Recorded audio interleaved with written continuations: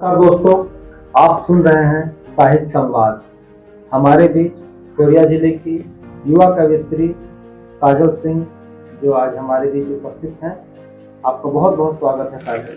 Thank you sir, thank you so much. आप लोगों ने मंच प्रदान किया और मुझे अवसर दिया, उसके लिए बहुत बहुत धन्यवाद। टाइट न्यूज परिवार का उद्देश्य यही है कि हम अपने क्षेत्र के जो साहित्यकार हैं, जो रचनाकार हैं, उनको एक मंच प्रदान करें जिससे अपनी रचनाओं को हमारे दर्शकों तक पहुंचाएं और उनके रचनाओं का आनंद हमारे पाठक भी प्राप्त कर सकें। काजल जी, सबसे पहले मैं आपसे जानना चाहूँगा कि ऐसी कौन सी घटना है जिसने आपको साहित्य की ओर जोड़ा है?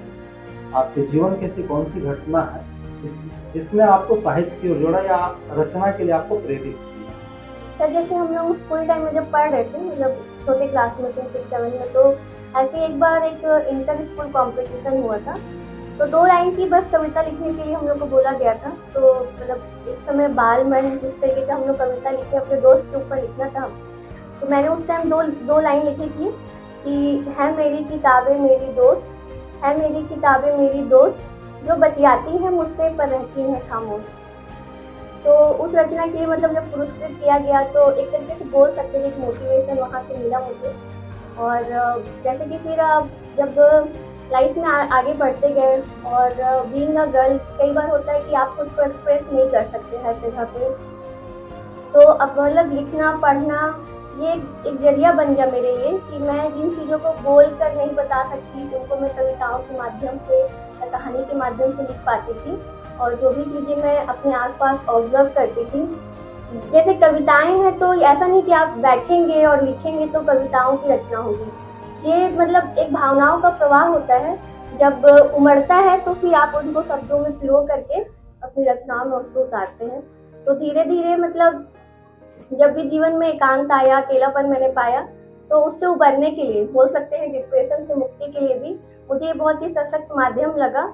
और इससे मैं डिप्रेशन से भी उबर पाई और अपने आप को, अपने शब्दों को मैं एक्सप्रेस कर पाई सर। बहुत सुंदर काजल जी। बिल्कुल, साहित्य या साहित्य रचना एक तरह से तनाव से मुक्ति का भी एक माध्यम है, बहुत अच्छा मेडिटेशन है और काफ़ी रोचक आपका जो साहित्य यात्रा रहा है, काफ़ी रोचक रहा है। काजल जी, आप जैसा कि पेशे से शिक्षिका हैं, तो मैं सबसे पहले अपने दर्शकों को आपकी जो बेहतर रचना है, मैं आपसे अनुरोध करूंगा कि आप रचना को हमारे दर्शकों को सुनाएं, फिर हम लोग इस संवाद को आगे बढ़ाएंगे। जी, मैं देखिए शिक्षिका हूँ और अपने जीवन में भी हमें मतलब प्रयासशील रहते हैं हम लोग। कई बार हमें सफलता मिलती है, कई बार सफलता नहीं भी मिल पाती है। और बच्चों को भी जब मैं पढ़ाती हूँ तो मैं कहती हूँ ठीक है, सफलता हमारी मंजिल है, पर असफलता उस मंजिल तक पहुँचने के लिए वो रास्ता है। मंजिल तो वाकई बहुत खूबसूरत है, मगर हम जो सफ़र तय करते हैं वो भी यकीनन बहुत खूबसूरत है। जब हम सफ़र तय कर रहे हों, सफलता हासिल हो या असफलता, तो हमें घबराना नहीं चाहिए। तो उसी पर मैंने कुछ पंक्तियाँ लिखी हैं कि कर सबर वह दौर भी आएगा, कर सबर वह दौर भी आएगा, आज ये नहीं है तेरे साथ लेकिन कल कोई और भी आएगा। आज नहीं है तेरे साथ कोई मगर कल कोई और भी आएगा। रख उम्मीदों का, रख उम्मीदों का हौसला, रख उम्मीदों का हौसला। आज है जो सिस्तियाँ, आज है जो सिस्तियाँ, कल वही कामयाबी का शोर आएगा। बहुत बहुत बहुत धन्यवाद काजल जी। और जैसा कि आपने बताया, हम लोग जैसे वार्तालाप करते हैं, आम बोलचाल में ये बोला जाता है कि जो मंजिलों का जो सफ़र है वो बहुत चुनौतीपूर्ण होता है, और आपने बहुत अच्छे तरीके से बताया कि नहीं, आनंदमय आनंदपूर्ण सफ़र होता है।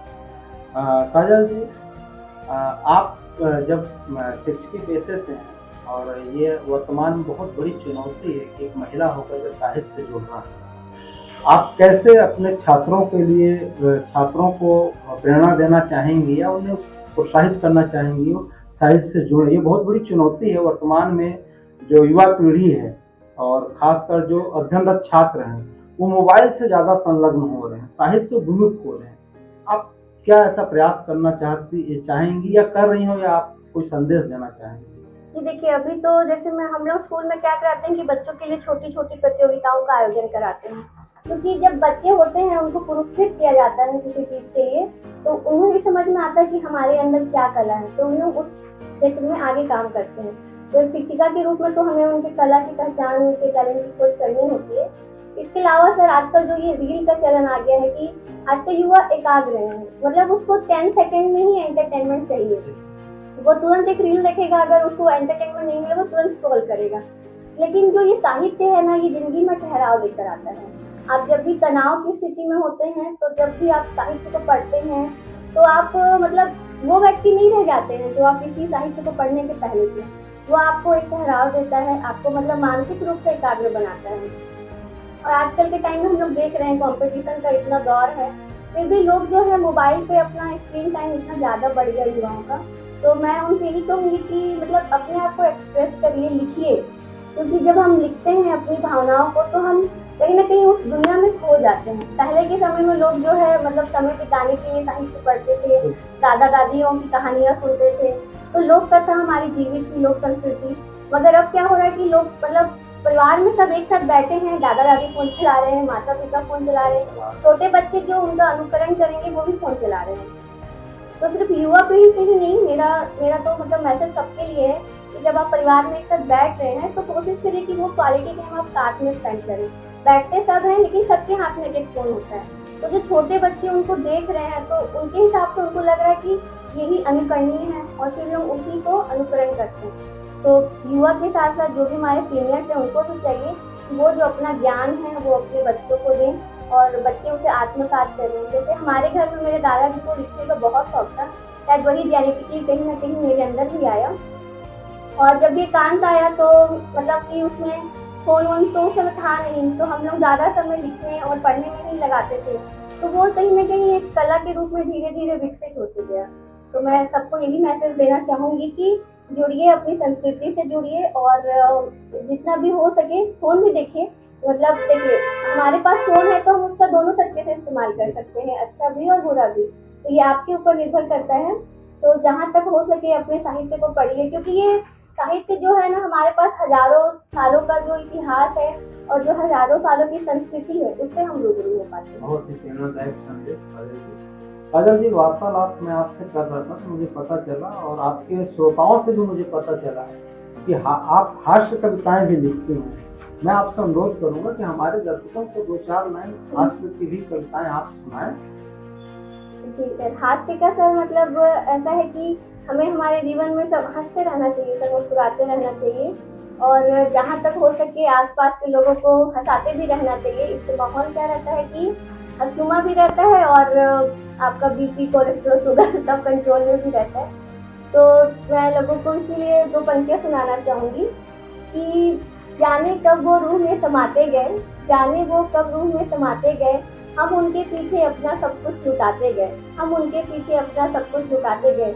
हमें तो इस बात का इल्म भी ना था, हमें तो इस बात का इल्म भी ना था, वो कब हमारे खाते से उधारी खाते गए, वो कब हमारे खाते से उधारी खाते गए। राजेश रेड्डी का एक लाइन मुझे याद आ रहा है, यहाँ हर शख्स हर पल हादसा होने से डरता है, खिलौना है जो मिट्टी का फना होने से डरता है। मैं आपसे पुनः एक बार अनुरोध करूंगा, आप बहुत अच्छा और बहुत अच्छे तरीके से कविताएं सुना रहे हैं। 1-2 आपकी जो रचनाएं ऐसी कृति जो आपको बहुत ज़्यादा पसंद हो, जो आप हमारे पाठकों को, हमारे दर्शकों को सुनाना चाहें, तो जो उनके लिए प्रेरणा स्रोत है, जो आपको बहुत पसंद हो, अनुरोध करता हूं एक करता है और आप बिल्कुल अभी मैं नई लिखी हुई है डायरी तो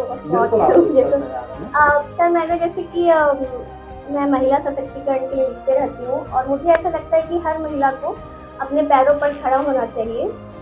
अभिमान नहीं है, मतलब स्वाभिमान के लिए कि हम मतलब गलत भी नहीं करना है और मतलब गलत के लिए हमको खड़े भी नहीं होना है। जहाँ पे हम मतलब लगे सही के लिए हमें आवाज़ उठानी है और लोगों के साथ, किसी के साथ गलत हो रहा तो एक महिला के रूप में दूसरी महिला का मदद करना। तो उसी पे मैंने कुछ लाइन्स लिखी है सर, अभी हाल ही में, मैं मतलब 10-15 दिन पहले की रचना होगी। खाकर सूखी रोटी अगर रहे मेरा स्वाभिमान जिंदा, खाकर सूखी रोटी अगर रहे मेरा स्वाभिमान जिंदा, तो क्या है बुराई इसमें चाहे करे जग मेरी निंदा। अगर मैं खुद से मिला सकूं नजरें, अगर मैं खुद से मिला सकूं नजरें, तो क्यों हूँ मैं शर्मिंदा। मुझ में भी है जीने की ललक, मैं हूँ जैसे कोई आजाद परिंदा। हाँ जमाने से लगता है मुझे डर, हाँ जमाने से लगता है मुझे डर, तो जमाना जैसे कोई दरिंदा। पर जानती हूँ मैं हूँ सुंदर, पर जानती हूँ मैं हूँ सुंदर, और मेरे सपने भी हैं चुनिंदा। बहुत सुंदर काजल जी, आपने बहुत ही अच्छे तरीके से महिलाओं को भी एक संदेश देने का प्रयास किया कि वर्तमान की चुनौतियों का सामना करना है। काजल जी, आप हमारे बीच आज उपस्थित हैं और आपने अपनी रचनाएं यहाँ पर प्रस्तुत की। मुझे ये भी पता चला है कि आप कहानियाँ भी लिखती हैं, जी सर। कविताओं के साथ साथ आप कहानियाँ भी।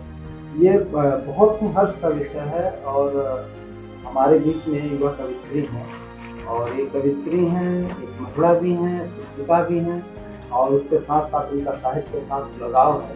कहानी लिखने की प्रेरणा आपको कहाँ से मिली? सर जब मतलब 12th जब मेरा हुआ था, छोटी छोटी कहानी तो हम लोग लिखते ही थे, स्कूल टाइम में पुरस्कृत भी होते थे।